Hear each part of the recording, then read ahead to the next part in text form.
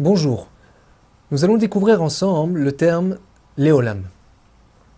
Alors léolam fait partie de la catégorie des mots de liaison. C'est-à-dire que il me donne la possibilité de me situer et de savoir si on parle d'un énoncé, d'une question ou d'une réponse. Alors tout d'abord sa traduction. Léolam se traduit par toujours. Dans le texte, on verra qu'il se traduit par je te dirai toujours que, et ainsi de suite. Son utilisation, comment il intervient dans le texte. Alors tout d'abord, il faut savoir que le Talmud est composé de plusieurs séquences. C'est-à-dire qu'il y a un énoncé, en général c'est une Mishnah, ensuite une question, une réponse, et on va continuer ce jeu, des fois pendant des pages et des pages, des pages et des pages, sur question-réponse, question-réponse, question-réponse. Alors il arrive des fois que le Talmud, d'emblée, réfute une possibilité, qu'elle juge impossible. Et malgré tout, on verra que le Talmud, à la fin, en conclusion, va rétablir cette possibilité à cause de différents problèmes qui sont survenus dans l'explication de ce texte. Lorsqu'on voit le léolam apparaître, eh bien c'est exactement ça que ça signifie. Ça signifie que on est revenu on est venu rétablir, une possibilité qui a été annulée auparavant. Alors, comment on le voit concrètement? Alors, on va regarder un exemple dans le traité de Shabbat d'Af Kouf et Amoud Bet, c'est page 105b. Alors, vous avez une Mishnah qui commence à Korea Bechamato Bealmeto Bekol Amekalkilim Pturim. Donc, on parle ici de quelqu'un qui va déchirer ses vêtements pendant Shabbat. Alors, un principe de base pendant Shabbat, ce que la Mishnah vient nous enseigner, c'est que lorsqu'on détruit quelque chose, le simple fait de le détruire n'est pas interdit par la Torah. Il faudra, pour transgresser un interdit de la Torah, lorsqu'on détruit quelque chose, il faut que cette destruction emmène à une réparation. Alors quelqu'un qui détruit parce qu'il est énervé, ou par le fait qu'il y a quelqu'un qui est mort, et tout celui qui détruit, comme Amekal Kelim, ou tous ceux qui abîment des choses sans aucun intérêt, ils sont pturim. Ils sont pturim. Ça ne veut pas dire que c'est permis de le faire a priori, mais ça veut dire que si on l'a fait, on ne sera pas obligé d'apporter un sacrifice pendant Shabbat. Très bien.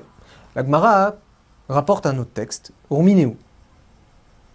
A Korea bechamato ou behevlo ve'almeto chayav ve'afalpi shemechalel et Shabbat yatsa yidei kriya. Donc la Gemara, elle va objecter en apportant une autre source. Il y a marqué dans une source que quelqu'un qui déchire par colère ou parce qu'il est en deuil ou alors sur un de ses proches qui est mort, il est chayav. C'est-à-dire qu'il transgresse le Shabbat et il sera obligé d'apporter un sacrifice. Vafalpi, et malgré, chez Mechalel et Shabbat, malgré qu'il a transgressé le Shabbat, Yatsa yidei kriya, il est quitte de la kriya, le fait d'avoir déchiré le vêtement. Qu'est-ce que ça veut dire? Ça veut dire que quand quelqu'un perd un de ses proches, comme son père ou sa mère, il a une obligation de déchirer son vêtement. Alors ici, on est dans un cas un peu ambigu, c'est parce que c'était Shabbat, et quand il l'a fait, d'un côté, il a transgressé Shabbat, de l'autre, on aurait pu dire que peut-être qu'il n'est pas quitte de cette mitzvah, de cette action, de déchirer son vêtement pour un de ses proches. Eh bien, quand bien même, la Mishnah nous dit, il sera quitte de cette fameuse obligation de déchirer son vêtement. Donc a priori, on a un problème. C'est parce que d'un côté, on a notre Mishnah qui nous dit que c'est considéré comme quelqu'un qui déchire sans avoir fait de réparation, donc il est exempté. Et de l'autre côté, on voit qu'il est chayav, donc il est obligé d'apporter un korban. Donc comment on arrive à gérer, comment on arrive à accorder ces deux sources? Alors Gemara dit l'okashia. Non, on peut répondre. On essaiera toujours dans le Talmud de trouver des solutions pour arriver à accorder les deux sources. Donc on va dire, A Bemet d'idée, A Bemet de Alma. En fait, on va dire que c'est simple. On va d'abord se concentrer sur celui qui est mort. Par rapport à la loi de celui qui déchire sur un de ses proches qui est mort. On va dire qu'en fait, notre Mishnah, elle parle d'un mort en général, et le texte en question qui a été rapporté, elle parle d'un mort qui est proche de lui.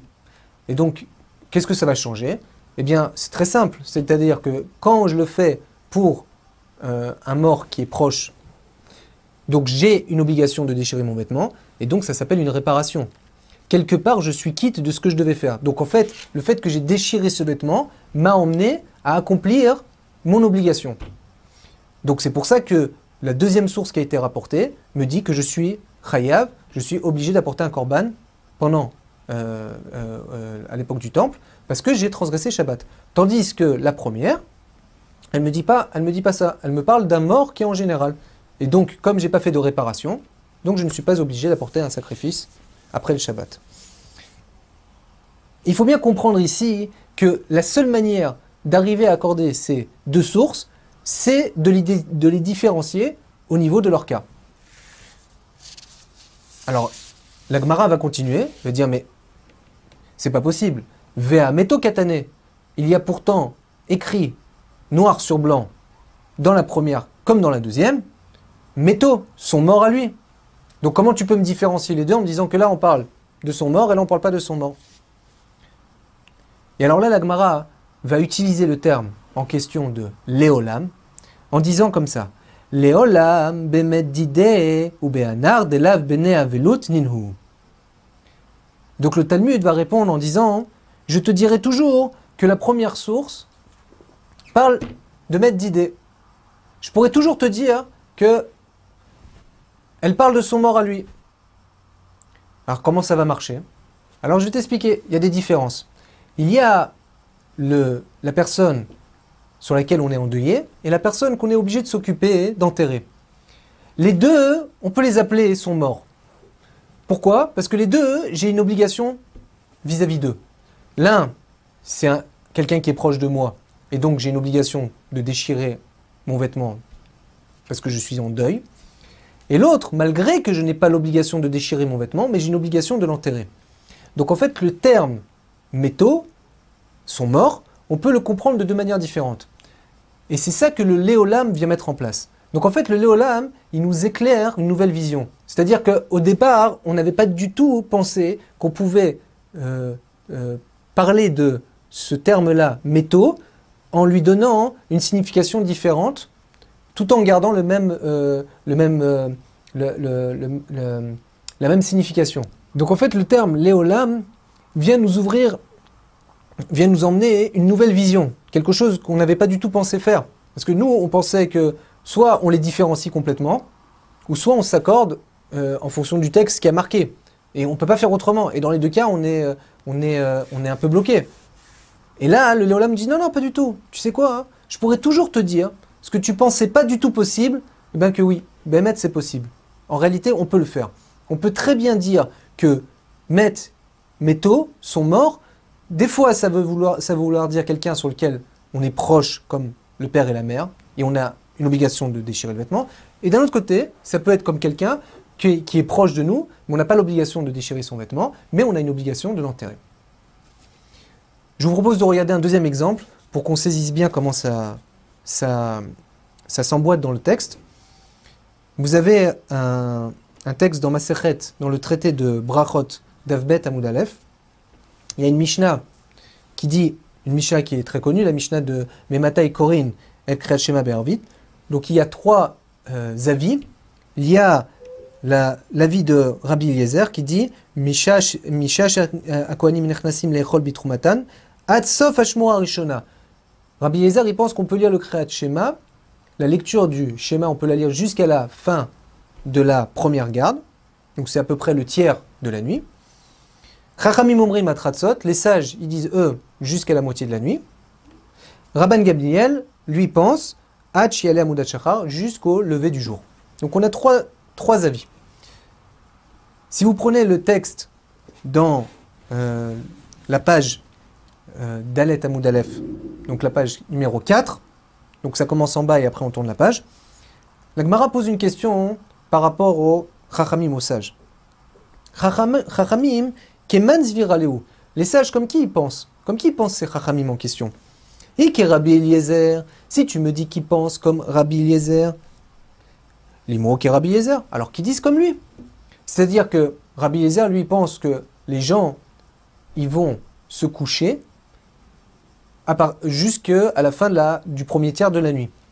Et donc, c'est à ce moment-là que nous incombe l'obligation de lire le schéma. Alors, si tu penses comme lui, que quand il y a marqué dans la Torah, il faudra que tu lises le schéma à ton coucher, ça veut dire au moment où les gens vont se coucher, bah alors dis comme Rabbi Eliezer. Veiki Rabban Gamliel Zvirale. Et s'il pense comme Rabban Gamliel, qu'en réalité, quand la Torah l'a dit à ton coucher, à ton lever, à ton coucher, ça veut dire quand les gens dorment. Ça ne veut pas dire quand les gens vont pour se coucher, mais c'est quand les gens ils dorment. Les gens ils dorment depuis la sortie des étoiles jusqu'au lever du jour. Si tu penses comme Rabban Gamliel, si tu penses comme lui, alors dis-le, dis comme lui. Mais comment c'est possible que tu restes entre les deux et que tu proposes une situation qui ne corresponde ni à l'un ni à l'autre? Et concrètement, on ne voit pas comment dans le verset ça peut s'accorder. Donc encore une fois, on est dans une situation un peu bloquée. On ne sait pas quoi faire. Et on réfute toute possibilité d'expliquer que Chachamim peuvent penser comme l'un ou peuvent penser comme l'autre, puisqu'ils disent que c'est à la moitié de la nuit. Et là, la Gemara vient avec le Léolam. Encore une fois, elle te dit non. Léolam, je te dirai toujours, qui est Rabban Gamliel. En réalité, on pense comme Rabban Gamliel. Les Chachamim, les sages pensent comme Rabban Gamliel. Vea des Kamre Atratzot. Alors dans ce cas-là, comment ça se fait qu'ils ont dit jusqu'à la moitié de la nuit? C'est pour éloigner l'homme de la faute. Donc, encore une fois, le Léolam vient nous ouvrir une nouvelle vision. On pensait jusqu'à présent que les seules possibilités, c'était ou la première partie de la nuit, ou jusqu'au lever du jour. Et on n'avait pas d'autre possibilité de penser. Et là, on vient de découvrir qu'en fait, il y a, oui, une nouvelle façon de penser. On peut dire que je pense comme l'un, mais je mets une barrière. Et ça, on ne l'avait pas compris depuis le début. Donc c'est très important de se rappeler que quand on étudie un terme comme Léolam, il doit y avoir quelque chose de extraordinaire qui sort. Parce que jusqu'à présent, on était bloqué dans une certaine vision. Et là, on met en valeur quelque chose de nouveau.